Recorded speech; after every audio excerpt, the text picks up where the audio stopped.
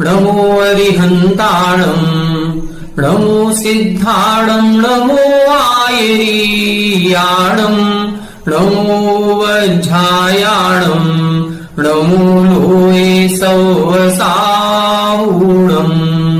मोक्षमार्गस्य नेतारम् वेत्तारम् कर्मभूभृताम् ज्ञातारम् विश्वतत्त्वानाम् वंदे तत्गुणलब्धये। 1008 श्री मूलनायक आदिनाथ भगवान की जय। द्वासांग जिनवाणी माता की जय। आचार्य श्रेष्ठ आचार्य गुरुवर श्री 108 पूज्यपाद स्वामी महाराज की जय। आचार्य श्रेष्ठ आचार्य गुरुवर श्री 108 विद्यासागर जी महाराज की जय। जगत पूज्य निर्यापक श्रमण मुनि पुंगव श्री 108 सुधा सागर जी महाराज की जय। 6वें अध्याय में हम लगभग 4 सूत्रों का अर्थ समझ चुके हैं, जिसमें इन्होंने ये बताया था कि आश्रव क्या कहलाता है। आश्रव को इन्होंने योग से संबंधित किया है कि योग ही आश्रव होता है। वह योग क्या है? तो काय, वचन और मन की क्रिया को योग कहते हैं, अथवा जिस निमित्त से आत्मा के प्रदेशों में परिस्पंदन होता है, चाहे भले वो काय का निमित्त हो, चाहे वचन के निमित्त से हो, चाहे मन के निमित्त से हो, आत्मा के प्रदेशों में परिस्पंदन होना ही योग कहलाता है। जब वह मन के निमित्त से होता है तो उसे मनोयोग कहते हैं, जब वचन के निमित्त से होता है तो वचन योग, और जब शरीर आदि के निमित्त से होता है तो काय योग कहते हैं। यह योग ही आश्रव है। उदाहरण दिया था, जैसे तालाब में आने का या कुएं में आने की जो पानी की झिर होती है, उस झिर को आश्रव कहा जाता है। इसी प्रकार से आत्मा में जो कर्म आते हैं वो काय, वचन या मन की क्रिया के निमित्त से आते हैं, इसलिए इन तीनों योगों को ही आश्रव कहा है। वह आश्रव अपन ने 2 प्रकार से समझा था, शुभ आश्रव और अशुभ आश्रव। कर्म 2 प्रकार के हैं, पुण्य कर्म और पाप कर्म। शुभ योग से पुण्य कर्मों का बंध होता है, अशुभ योग से पाप कर्मों का बंध होता है। ये बात सही है कि शुभ योग से पुण्य कर्म का बंध होगा, अशुभ योग से पाप कर्म का बंध होगा। लेकिन जब हम योग की परिभाषा बनाएंगे कि शुभ योग किसे कहते हैं, तो ये नहीं बनाएंगे कि जो पुण्य कर्म का बंध कराए उसे शुभ योग कहते हैं और जो पाप कर्म का बंध कराए उसे अशुभ योग कहते हैं। शुभ योग से पुण्य कर्म का बंध होगा, लेकिन जो पुण्य कर्म का बंध कराए उसे शुभ योग कहेंगे नहीं, ये परिभाषा नहीं बनाएंगे। परिभाषा बनेगी कि जो शुभ परिणामों से निवृत्त होता है उसे शुभ योग कहते हैं, जो अशुभ परिणामों से निवृत्त होता है उसे अशुभ योग कहेंगे। परिभाषा ये बनाएंगे। यदि ऐसी परिभाषा नहीं बनाएंगे, हम कर्मों से इसकी परिभाषा को जोड़ेंगे कि जो शुभ कर्मों का बंध कराए सो शुभ योग, तब इधर आचार्य ने कहा था कि तो फिर शुभ योग कभी बनेगा ही नहीं। क्यों नहीं बनेगा? क्योंकि ज्ञानावरण आदि 8 कर्मों में से 7 कर्मों का बंध प्रति समय हो रहा है, और इन 7 कर्मों में से जो 4 घातीय कर्म हैं ये पाप रूप ही होते हैं। जब इन अशुभ कर्मों का बंध प्रति समय हो रहा है और हम परिभाषा बना रहे हैं कि जो अशुभ कर्मों का बंध कराए वो अशुभ योग, जो शुभ कर्मों का बंध कराए वो शुभ योग, तो फिर हमेशा अशुभ योग ही कहलाएगा, क्योंकि 4 घातीय कर्मों का बंध प्रति समय हो रहा है। इसलिए ये कर्मों से जोड़ करके परिभाषा नहीं बनानी है। परिभाषा जो बनेगी, शुभ परिणाम निवृत्तो योगः शुभः। जो शुभ परिणामों से निवृत्त होता है उसे शुभ योग कहते हैं। किसी को थप्पड़ मारना, या हमने किसी को गाल में एक तमाचा मार दिया, थप्पड़ मार दिया, इसे हम शुभ क्रिया कहेंगे कि अशुभ क्रिया कहेंगे? अब हमें इसके पीछे उद्देश्य देखना पड़ेगा। एक थप्पड़ हम पड़ोसी के लड़के को भी मार देते हैं जब हमारे लड़के से लड़ाई हो जाती है। यदि इसके पीछे जो कारण है वो ईर्ष्या का कारण भी हो सकता है, वो अंदर का राग द्वेष परिणाम भी हो सकता है। लेकिन वही थप्पड़ एक टीचर या एक गुरुजी या एक शिक्षक अपने विद्यार्थी को भी मारता है, एक माँ भी अपने बेटे को मारती है, एक पिता भी अपने बेटे को मारता है।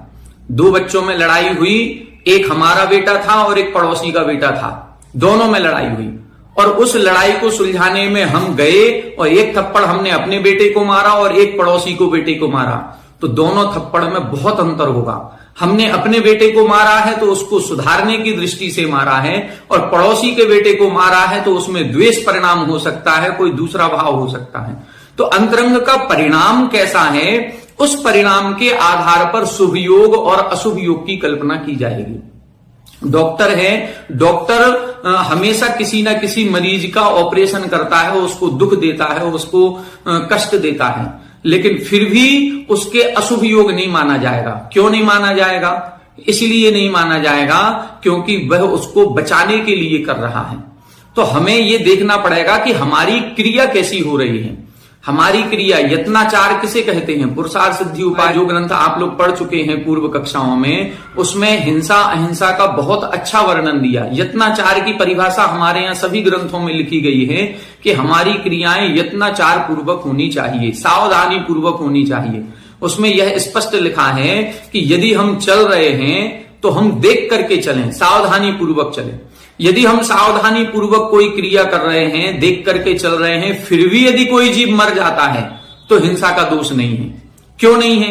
अभी तो इधर लिखा था कि यदि जीव का घात होता है, प्राणातिपात है, हिंसा हो रही है तो वो अशुभ का योग है। लेकिन यदि जीव मर रहा है, हम सावधानी पूर्वक चल रहे हैं, तो भी हिंसा का दोष नहीं है, उधर अशुभ का योग नहीं माना जाएगा, वो शुभ का योग माना जाएगा। क्यों माना जाएगा? क्यों? क्योंकि हम सावधानी पूर्वक चल रहे थे, हमारा परिणाम दूसरे जीवों की हिंसा ना हो जाए ऐसा था। और यदि कहीं इसी के उलट किसी दूसरे जीव को देखें, वो देख करके नहीं चल रहा था, उसके द्वारा एक भी जीव की हिंसा नहीं हुई, अब उसके कौन सा योग माना जाएगा? उसने तो किसी की हिंसा नहीं की।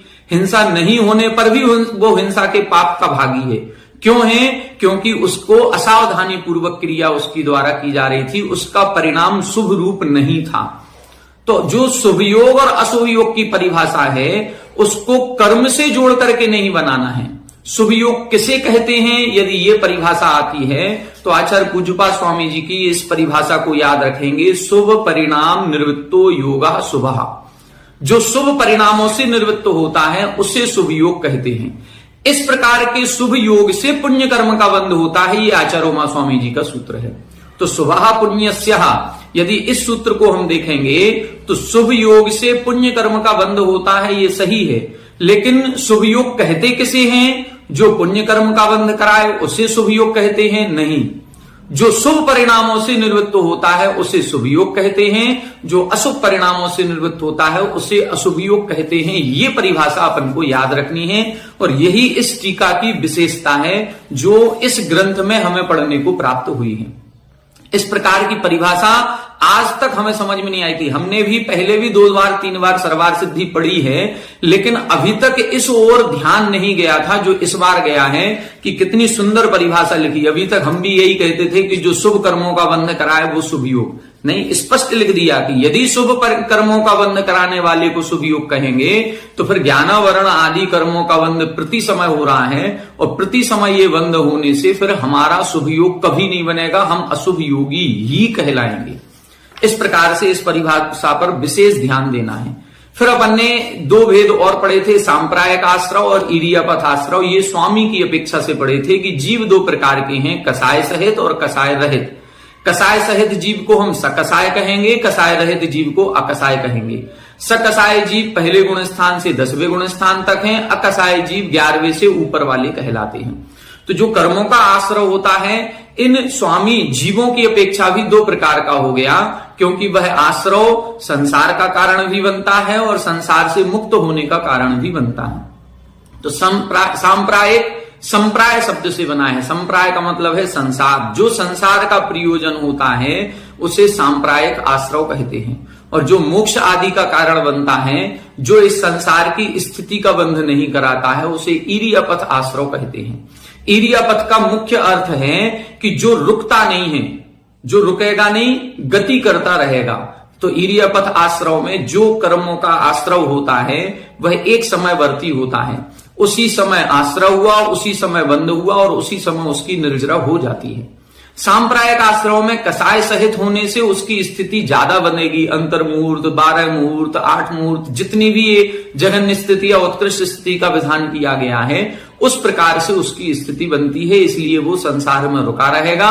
इसलिए सांप्रायिक आश्रव को संसार का कारण कहा गया है। 14वें गुण स्थान में किसी भी कर्म का आश्रव नहीं होता है, क्योंकि आश्रव का कोई भी प्रत्यय वहां नहीं है। एक ही प्रत्यय योग 10वें गुण स्थान के ऊपर बसता है, वह भी 13वें गुण स्थान तक रहता है, 14वें में नहीं है। इस प्रकार से सांप्रायिक आश्रव 1 से 10 गुण स्थान तक, इरियापथ आश्रव 11वें से 13वें गुण स्थान तक होता है। अब यहां पर सांप्रायिक आश्रव के भेद बता रहे हैं कि सांप्रायिक आश्रव के भेद क्या हैं। देखें पेज नंबर 246 पर उत्थानिका 617 सूत्र नंबर 5। आदौ उद्दिष्टस्य आश्रवस्य भेद प्रतिपादनार्थम आह।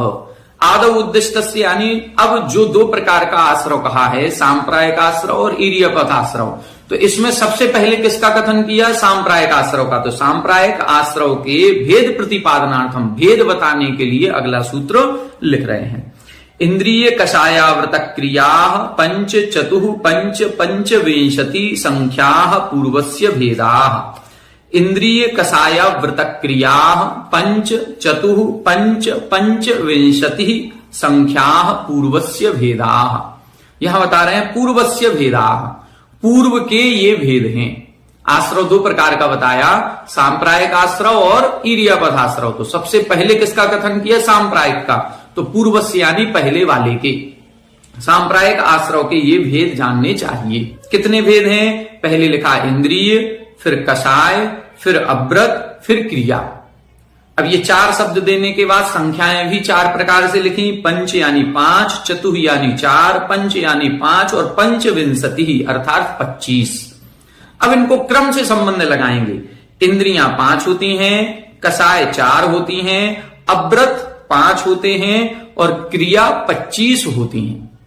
इस प्रकार से कुल कितने भेद हो गए? 5, 4, 9, 5, 14 और 25, 39 भेद सांप्रायिक आश्रव के होते हैं। तो यहां सांप्रायिक आश्रव के भेद बता रहे हैं जो कषाय सहित आश्रव है। पहले गुण स्थान से 10वें गुण स्थान तक जो आश्रव हो रहा है वो सांप्रायिक आश्रव 39 प्रकार से होता है। हम या तो इंद्रियों के वशीभूत हुए, या फिर हम कषाय के वशीभूत हैं, या हम 5 पापों के वशीभूत हैं, अथवा 25 प्रकार की क्रियाएं ऐसी करते हैं जिनसे कर्मों का आश्रव होता है। क्रियाएं कितनी हैं? असंख्यातों करते हैं। सुबह से शाम तक क्रियाएं ही तो हो रही हैं। तो ये हैं तो असंख्यातों प्रकार की, लेकिन उनको गर्भित करके मुख्य करके 25 क्रियाओं का वर्णन इस ग्रंथ में किया गया है। ये 25 क्रियाओं का वर्णन अन्य किसी ग्रंथ में प्राप्त नहीं होता है। ये पूज्यपा स्वामी की अद्भुत देन है, अद्वितीय है। इस प्रकार का कथन अन्य ग्रंथों में पढ़ने में नहीं आता है। देखें 618 नंबर। अत्र इंद्रियादीनाम पंचाधिभिः यथा संख्यम अभिसंबंधो वेदितव्यः। अत्र यानी यहां पर अब इंद्रिय आदि नाम, इंद्रिय आदि जो 4 शब्द लिखे हैं उनका पंचाधिभिः जो 5 आदि 4 संख्याएं लिखी हैं उनके साथ यथा संख्यम अभिसंबंध, क्रम से संबंध करना है। कैसे करना है? इंद्रियाणि पंच, इंद्रियां कितनी होती हैं? 5। चत्वारः कषायाः, कषाय कितनी होती हैं? 4। पंच अव्रतानि, अव्रत कितने होते हैं? 5। और क्रिया कितनी है? पंचविंशति क्रिया, 25 क्रियाएं होती हैं। तत्र पंचेन्द्रियाणि स्पर्शनादीनि उक्तानि। अब यहां पर अब एक एक शब्द की व्याख्या करेंगे कि जो इंद्रिय हैं उन इंद्रिय किसे कहते हैं, तो बता रहे हैं पंचेन्द्रियाणि स्पर्शनादीनि, इंद्रियां 5 हैं, स्पर्शन आदि। उक्तानि, इनका वर्णन हम कर चुके हैं। दूसरे अध्याय में इंद्रियों की विशेष व्याख्या की गई है, इसलिए यहां पुनः नहीं करेंगे। चत्वारः कषायः क्रोधादयः, कषाय 4 प्रकार की होती हैं, क्रोध, मान, माया, लोभ। पंच अव्रतानि प्राण व्यप्रोपणादीनि वक्ष्यन्ते, जो 5 अव्रत हैं वो अव्रत कौन से हैं? प्राण व्यप्रोपणादीनि, अर्थात हिंसा आदि ये 5 अव्रत या 5 पाप कहलाते हैं। वक्ष्यन्ते, इनका वर्णन हम आगे करेंगे। 6वें अध्याय के बाद जब 7वां अध्याय पढ़ेंगे उसमें 5 पापों का वर्णन आएगा।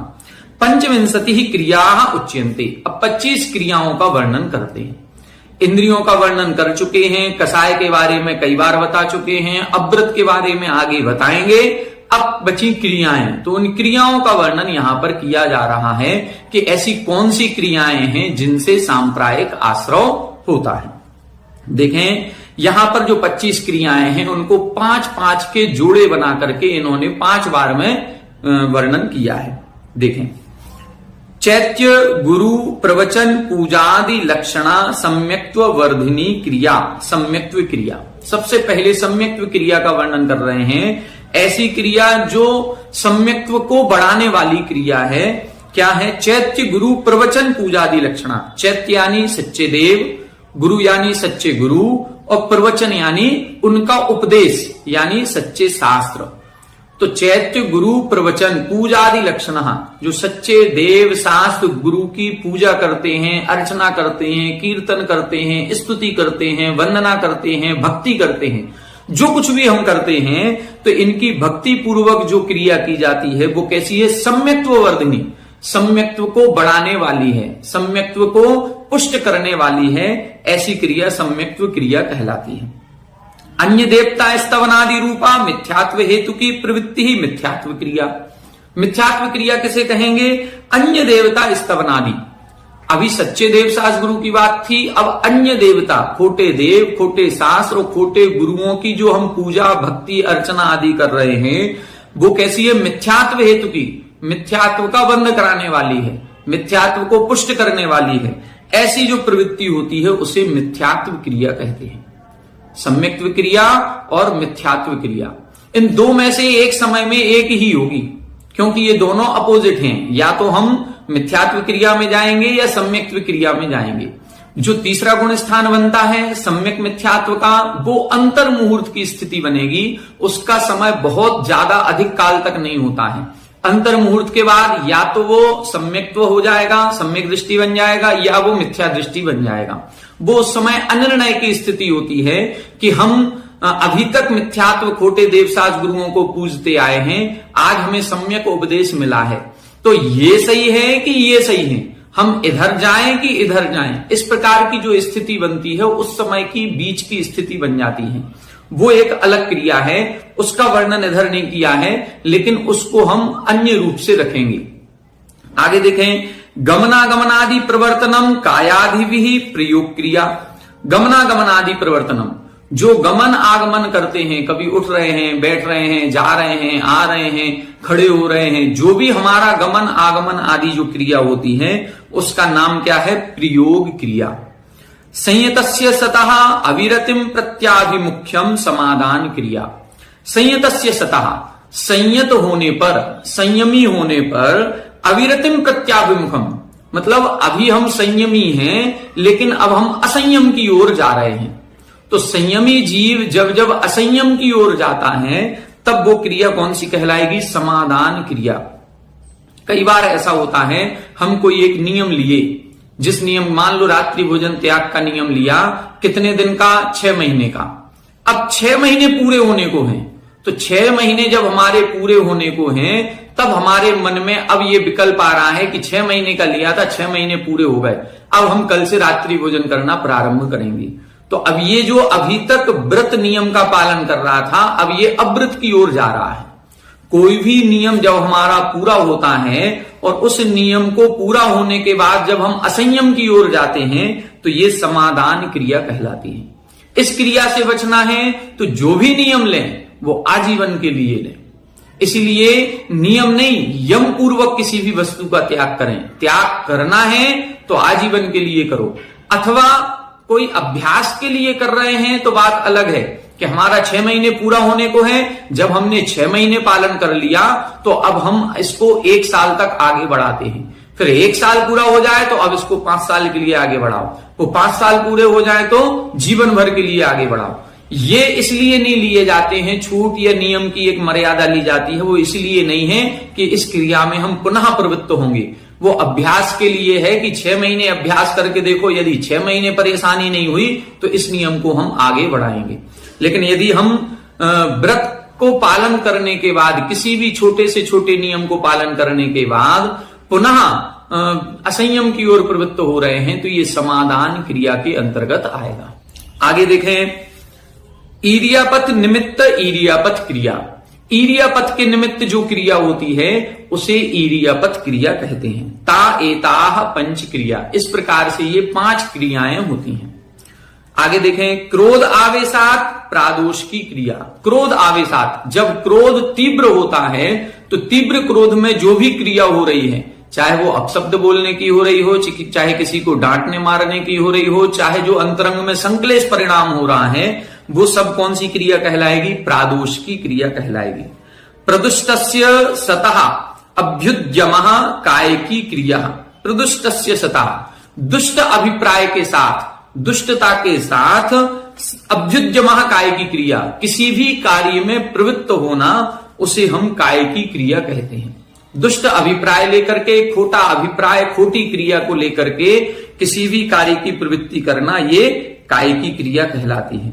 हिंसोपकरणादान अधिकरण की क्रिया। हिंसोपकरण आदान मतलब हिंसा के जितने उपकरण हैं उनको ग्रहण करने की क्रिया अधिकरण की क्रिया कहलाती है।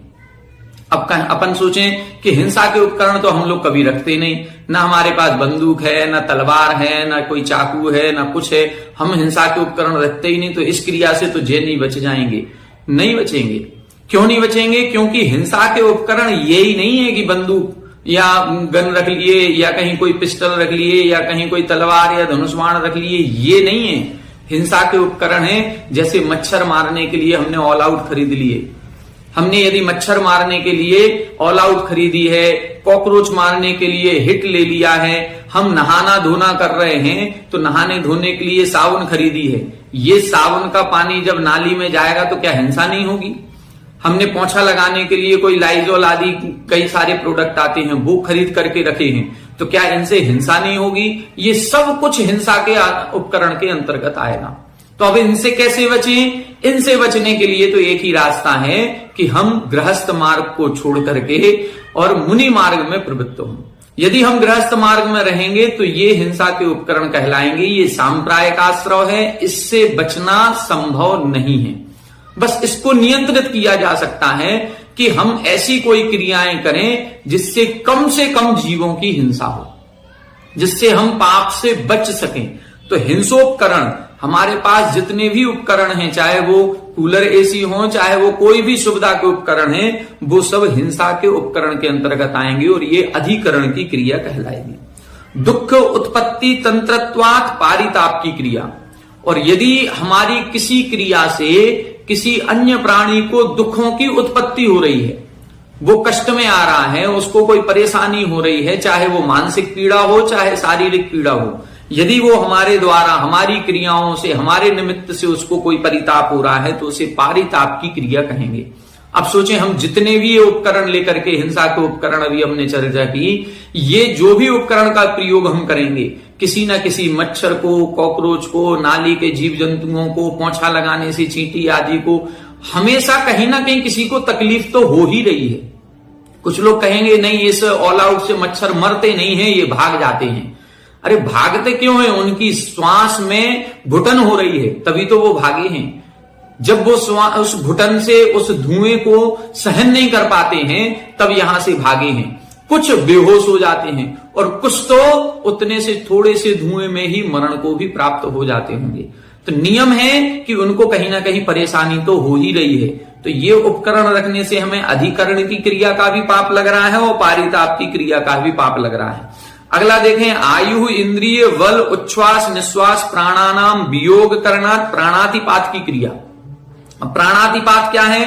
आयु इंद्रिय बल और श्वासोच्छ्वास, मतलब जो 10 प्राण कहे गए हैं, उन 10 प्राणों में से किसी भी प्राण का वियोग करणम, यदि वियोग किया जा रहा है तो वो प्राणातिपात की क्रिया है। अब देखो, ये हिंसा के उपकरण हमारे घर में आ गए, तो हिंसा के उपकरणों का प्रयोग करने से या तो पारिताप की क्रिया हो रही है, और पारिताप की क्रिया के साथ साथ यदि वह जीव मर गया तो फिर प्राणातिपात की क्रिया भी हो रही है। पारिताप की तो हो ही रही है, किसी ना किसी जीव को हमारे द्वारा कष्ट पहुंच ही रहा है, लेकिन यदि उसके साथ इतना कष्ट बढ़ गया कि उसका मरण हो गया, उसकी इंद्रियों का छेद हो गया, यदि हमारे एक मच्छर बैठा था, हमने ऐसे भगाया और उसका एक पंख टूट गया, तो ये उसकी एक इंद्रिय का छेदन हो गया, उसके कहीं ना कहीं कोई एक दुख का निमित्त मिला है, तो इंद्रिय छेदन आदि होने से वो क्या हो जाएगा, प्राणातिपात की क्रिया। एक चींटी जा रही थी, हमारा पैर उस पर रख गया, पैर रखा लेकिन वो मर नहीं पाई, तड़प गई, उसका एक पैर टूट गया।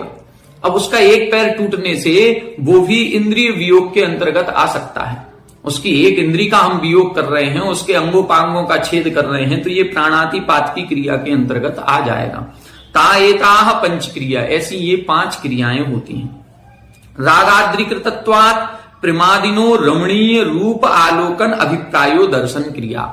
यहां बता रहे हैं राग आद्रीकृतत्वात्, राग से आद्रीकृत होते हुए, राग भाव स्नेहासिक्त होते हुए, राग भाव से सहित होकर के प्रमादिनु, अर्थात जो प्रमादी स्त्रियां आदि होती हैं, महिलाएं हैं, उन महिलाओं के रमणीय रूप आलोकन, उनके सुंदर रूप के आलोकन का अभिप्राय होना, उनको बार बार देखना, घूर घूर करके देखना, ये क्या है, दर्शन क्रिया कहलाती है। इससे दोष लगता है। अब ये जरूरी नहीं है कि यहां पर पुरुष वर्ग महिलाओं को देख रहा है तो केवल पुरुष वर्ग के लिए ही ये क्रिया है, नहीं, महिलाएं पुरुषों को देखती हैं तो उनके लिए भी ये क्रिया कहलाएगी। महिलाएं महिलाओं को ज्यादा देखती हैं, पुरुषों की अपेक्षा पुरुष महिलाओं को कम देखते हैं, महिलाएं महिलाओं को ज्यादा देखती हैं। राग आद्रिकृतत्वात्, उनके आभूषणों को देखती हैं, उनके कपड़ों को देखती हैं, कौन सी डिजाइन है, कौन सा क्या है, तो कहीं ना कहीं उस आभूषण से राग भाव उत्पन्न हो रहा है कि ऐसा हम भी लेंगे। जो हमारे मन में राग द्वेष को उत्पन्न कराए, ऐसे किसी भी पदार्थ को यदि हम देख रहे हैं तो वह दर्शन क्रिया के अंतर्गत आएगा। तो ऐसे वो सभी पदार्थ जो हमारे मन में राग द्वेष उत्पन्न करा रहे हैं, सब दर्शन क्रिया के अंतर्गत आ जाएगा। प्रमादवशात स्पृष्टव्य संचेतनानुबंध स्पर्शन क्रिया। स्पर्शन क्रिया क्या है, प्रमादवशात, प्रमाद से सहित होकर के स्पर्शव्य, संचेतन, जो जीवित व्यक्ति हैं, चाहे वो महिला हो चाहे वो पुरुष हो, चाहे पुरुष महिला को स्पर्श कर रहा हो चाहे महिला पुरुष को स्पर्श कर रही है, वो स्पर्शन क्रिया के अंतर्गत आएगा। अपूर्व अधिकरण उत्पादनात् प्रत्याय की क्रिया, यहां बता रहे अपूर्व अधिकरण, नित्य रोज प्रति समय नए नए अधिकरणों को उत्पन्न करना। जो काम हम पूर्व में कर चुके अब वो नहीं करना है, आज कुछ नया बनना चाहिए। खाने में क्या बनाएं, आज कुछ नया बनाओ, ये तो बनते बनते खाते खाते बोर हो गए। कपड़े खरीदने जा रहे हैं, आज कुछ नया खरीदेंगे, ये डिजाइन तो हम पहन चुके, ये फैशन तो आउट हो गई, इसको तो हमने कई बार पहन लिया, कुछ नया दिखाओ। तो जो नए नए अधिकरण उत्पन्न हम कर रहे हैं, जो नया करने की इच्छा होती है, वो प्रात्ययी की क्रिया कहलाती है। अब ये रोज हमारे जीवन में होता ही होता है। इन 25 क्रियाओं से हम बच नहीं सकते। गृहस्थी में हैं तो ये होंगी ही होंगी, क्योंकि ये सांप्रायिक आश्रव के कारण हैं। स्त्री पुरुष पशु संपाति देशे अंतर मलोत्सर्ग करणम समन्तानुपात क्रिया। समन्तानुपात क्रिया किसे कहेंगे, स्त्री पुरुष संपाति देशे, जहां पर स्त्री कोई महिला हो, कोई पुरुष हो, कोई पशु आदि हैं, ऐसे स्थान पर अपने मलमूत्र आदि का क्षेपण करना, इसको हम क्या कहते हैं, समन्तानुपात क्रिया कहते हैं। ये ग्रंथ चूंकि आज से 6वीं 7वीं शताब्दी में लिखा गया, तो 1500-1600 वर्ष पूर्व लिखा गया। उस समय घरों में शौचालय नहीं होते थे, उस समय सभी बाहर ही जाते थे। तो चाहे मलमूत्र आदि का क्षेपण करना हो, चाहे खकार आदि का श्लेष्म आदि को बाहर निकालना हो, उस समय भी ये ध्यान रखा जाता है कि हम कहीं ऐसे स्थान पर ना थूकें, ऐसे स्थान पर अपने मलमूत्र आदि का विसर्जन ना करें जहां पर कोई पशु भी रहता हो, जहां उसका निवास हो। तो इस प्रकार से क्रिया नहीं की जाती है।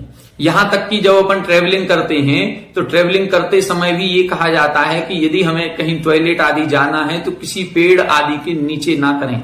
इसके कारण कई और भी बताए जाते हैं, लेकिन एक ये भी कारण हो सकता है कि वहां पर एक पेड़ है, उसका भी एक जीवन है, उसका भी एक आवास स्थान है, वहां पर हम टॉयलेट ना करें। एक खाली स्थान पर, प्रासुक स्थान पर जाकर के मलमूत्र आदि का विसर्जन करना चाहिए।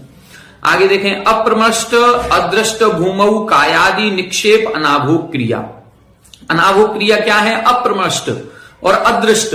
अप्रमष्ट का मतलब बिना शोधन किए और अदृष्ट का मतलब बिना देखे, बिना देखे बिना शोधे भूमि पर कायादि निक्षेप, अपने शरीर आदि का बैठना उठना लेटना, ये जो हम बैठ रहे हैं उठ रहे हैं, हमने ना परिमार्जन किया ना कुछ किया और हम आकर के बैठ गए, तो ये हमारी अनाभोग क्रिया कहलाएगी। ता एताह पंच क्रिया, इस प्रकार से ये 5 क्रियाएं हो गई। याम परेण निर्वर्त्याम क्रियाम स्वयं करोति सा स्वहस्त क्रिया। स्वहस्त क्रिया किसे कहते हैं? जो परेण निर्वर्त्याम, जो दूसरे के द्वारा की जानी थी लेकिन उसको हमने स्वयं कर लिया, ये स्वहस्त क्रिया के अंतर्गत आएगा। जिस क्रिया के हम अधिकारी नहीं हैं, जो क्रिया करने का हमें अधिकार नहीं है, ऐसी अनधिकृत चेष्टा करने का नाम स्वहस्त क्रिया कहलाएगा। कई बार ऐसा बैन लगा दिया जाता है कि ये क्रिया आपको नहीं करनी है, ये महिलाएं ही करेंगी, ये कार्य पुरुष ही करेंगे, लेकिन महिलाओं के काम पुरुष करने लगे, पुरुषों के काम महिलाएं करने लगी, तो ये क्या हो गया? ये स्वहस्त क्रिया के अंतर्गत आएगा। कई व्यापार धंधे ऐसे हैं जो एक कैटेगरी बनाई गई थी कि इस क्रिया को या इस व्यापार को ये लोग करेंगे, ये नहीं करेंगे, लेकिन फिर भी आज हम उच्च वर्ग के लोगों ने निम्न वर्ग के जो व्यापार धंधे थे उनको अपना लिया और उनको करने लग गए, ये कहलाएगी स्वहस्त क्रिया। आगे देखें, पापादानादि प्रवृत्ति विशेष अभ्यनुज्ञानम निसर्ग क्रिया। पापादानादि प्रवृत्ति विशेष अभ्यनुज्ञानम, पापादान प्रवृत्ति मतलब जो पाप वर्धक हैं, पाप का बंध कराने वाली हैं, अशुभ कर्मों का आश्रय कराने वाली क्रियाएं हैं, ऐसी क्रियाओं विशेष अभ्यनुज्ञानम अर्थात अपनी सम्मति देना, अपनी अनुमति देना। कई क्रियाएं हम स्वयं नहीं करते हैं, लेकिन हमारे बच्चे आकर के हमसे पूछ रहे हैं कि हम ये काम कर लें, तो हमने उनको अनुमति दे दी। अब हमने अनुमति दे दी तो वह निसर्ग क्रिया कहलाएगी।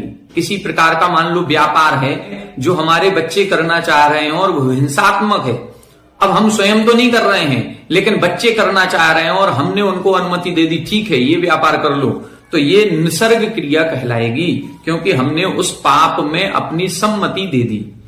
पराचरित सावध्यादि प्रकाशनम विदारण क्रिया। पराचरित दूसरे के द्वारा आचरण किया गया, क्या आचरण किया गया? सावध्य, पाप वर्धक आचरण किया गया। मतलब किसी ने कोई पाप क्रिया की है और वह पाप क्रिया हमारे देखने में आ गई, हमने देख लिया कि इसने ये गलत काम किया है, इसने ये पाप किया है। अब उसका प्रकाशनम, उसका हम प्रकाशन यदि कर रहे हैं, किसी दूसरे को बता रहे हैं, तो ये विदारण क्रिया कहलाएगी। किसी की निंदा करना, बुराई करना, किसी ने कोई गलत काम कर दिया और हमारे देखने में आ गया। जितने भी गलत काम होते हैं, पाप रूप क्रियाएं होती हैं, ये छुपा कर की जाती हैं। मतलब वो बताना नहीं चाह रहा है कि कोई हमें देखे, लेकिन फिर भी हमारे यदि देखने में आ गई हैं तो अब उसको प्रकाशित नहीं करना है, जग जाहिर नहीं करना है। या तो हमारा उद्देश्य ये हो कि हाँ ये यदि हम बताएंगे तो ये इसकी क्रिया छूट जाएगी, ये इसने गलत काम कर दिया और ये सुधर सकता है, तो हम ऐसे व्यक्ति को बताएं जो उसके लिए अधिकार प्राप्त है। लेकिन हम ऐसे पड़ोसियों को, ऐसी महिलाओं को, ऐसे पुरुषों को अपने बताते हैं जिनसे उसके सुधरने का कोई कारण नहीं है, बल्कि उसका अपवाद होगा, उसकी निंदा होगी, उसकी बुराई होगी। यदि एक बुराई निंदा के परिप्रेक्ष्य में कुछ किया जा रहा है तो वो विदारण क्रिया के अंतर्गत आएगा। यथोक्तम आज्ञाम आवश्यकादिषु चारित्र मोह उदयात कर्तुम असक्नुवतः अन्यथा प्ररूपणादि आज्ञा व्यापाद की क्रिया। यथोक्तम आज्ञाम आवश्यकादिषु, जैसी शास्त्रों में सच्चे आचरण करने की विधि बताई गई है, महाव्रतों का पालन इस प्रकार से करना है, प्रतिमाओं का पालन इस प्रकार से करना है, पुरुषोपवास की ये विधि है, इस प्रकार के व्रत की ये विधि है, इस व्रत विधि से ये व्रत करना चाहिए, तो हर एक व्रत की विधि लिखी गई है। लेकिन उस विधि को चारित्र मोह उदयात, हमारे चारित्र मोहिनी कर्म का ऐसा तीव्र उदय आया कि हम असक्नुवतः, हम उस विधि का पालन करने में असमर्थ हैं। यदि हम असमर्थ हैं तो हमने अन्यथा प्ररूपणादि, हमने अन्यथा प्ररूपण कर दिया कि नहीं, पुरुषोपवास में 48 घंटे के त्याग की कोई जरूरत नहीं है। अब मान लो हम अष्टमी और चतुर्दशी को पुरुषोपवास करते हैं, तो पुरुषोपवास में पूर्व में एक आसन और बाद में एक आसन होना चाहिए, बीच में उपवास होना चाहिए। लेकिन हमारी शक्ति नहीं है तो हमने कह दिया नहीं, पुरुषोपवास में तो तीनों दिन एक आसन करो तो पुरुषोपवास हो सकता है। यदि ये हमने अन्यथा प्ररूपण कर दिया तो ये आज्ञा व्यापादि की क्रिया कहलाएगी। हमने सच्चे मार्ग को छुपा दिया, लोप कर दिया उसका। साठ्य आलस्याभ्याम प्रवचन उपदिष्ट विधि कर्तव्यता अनादरो अनाकांक्ष क्रिया।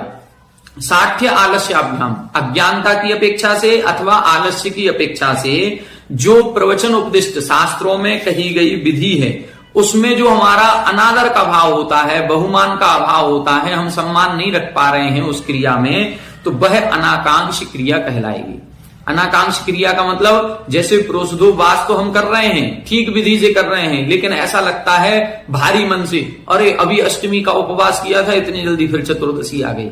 क्योंकि जो प्रोषदोपवास है वो नवमी तक चलेगा, और नवमी छोड़ करके त्रयोदशी को फिर एकासन करना है, तो 10, 11 और 12 केवल 3 ही तिथि निकली। अब बस इधर से हमने नवमी पूरी हुई और 11 को फिर से एक चिंता हो गई, टेंशन आ गई कि अब परसों फिर एकासन करना है।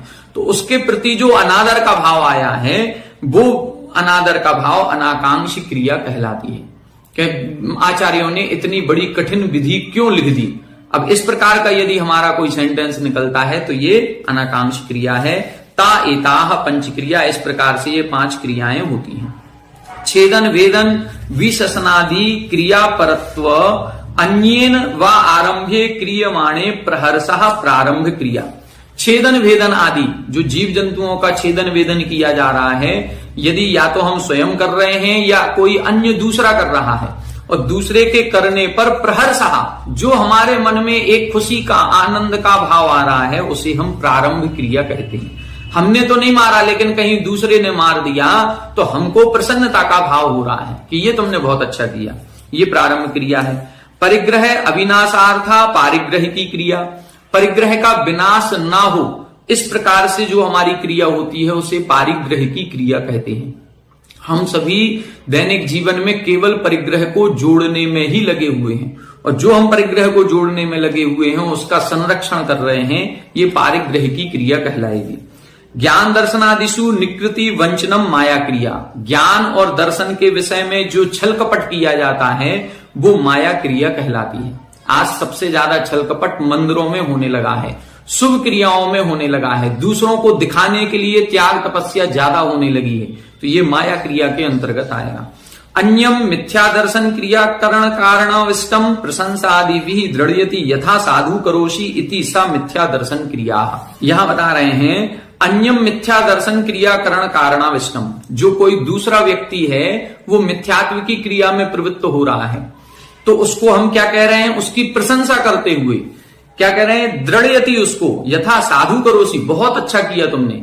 ये जो हमने उसको मिथ्यात्व में ही दृढ़ कर दिया, हमने मिथ्यात्व क्रिया नहीं की लेकिन किसी दूसरे ने की है और हमने उसको मिथ्यात्व में ही दृढ़ कर दिया, तो फिर ये हमारी मिथ्यात्व क्रिया के अंतर्गत, मिथ्या दर्शन क्रिया के अंतर्गत आएगा।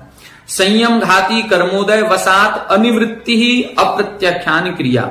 संयम घाती कर्मोदय वसात मतलब जो चारित्र मोहिनी कर्म के उदय के कारण से हमारे संयम का घात होता है, तो ऐसे चारित्र मोहिनी कर्म के उदय के कारण से अनिवृत्ति ही, त्याग के भाव नहीं होना, संयम ग्रहण करने के भाव नहीं होना, ये क्या कहलाएगी, अप्रत्याख्यान क्रिया कहलाएगी। प्रत्याख्यान का मतलब त्याग और अप्रत्याख्यान का मतलब त्याग नहीं करना। तो ये चारित्र मोहिनी कर्म के कारण से महाराज कह रहे हैं कि ये नियम ले लो और हम कह रहे हैं नहीं, हम नहीं पालन कर पाएंगे, ये हमारी अप्रत्याख्यान क्रिया कहलाएगी। ता एताह पंच क्रिया, इस प्रकार ये 5 क्रियाएं होती हैं। तो ये 25 क्रियाएं हो गई। समुद्रताः पंचविंशति क्रिया, ये सभी मिलाकर के 25 क्रियाएं होती हैं। एतानी इंद्रियादीनी कार्य कारण भेदात भेदम आपद्यमानानि सांप्रायिकस्य कर्मणः आश्रव द्वाराणि भवन्ति।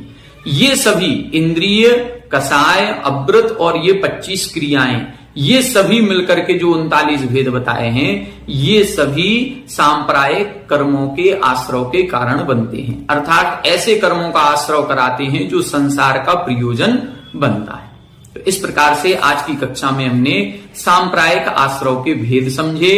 ये 39 भेद कौन कौन से होते हैं और मुख्य रूप से इन 25 क्रियाओं को समझा जो बहुत ही महत्वपूर्ण है। गृहस्थ जीवन में रहते हुए इन पर नियंत्रण करना आवश्यक है। कितना कर पाएंगे ये एक अलग बात है, अपनी अपनी परिस्थिति को देख करके, अपने अपने स्थान को देख करके इस पर नियंत्रण करना चाहिए। तो आज की कक्षा में इतना ही। आगे की कक्षा में आगे के विषय को अपन देखेंगे। आप सभी हमारे साथ बने रहें। सभी को जय जय।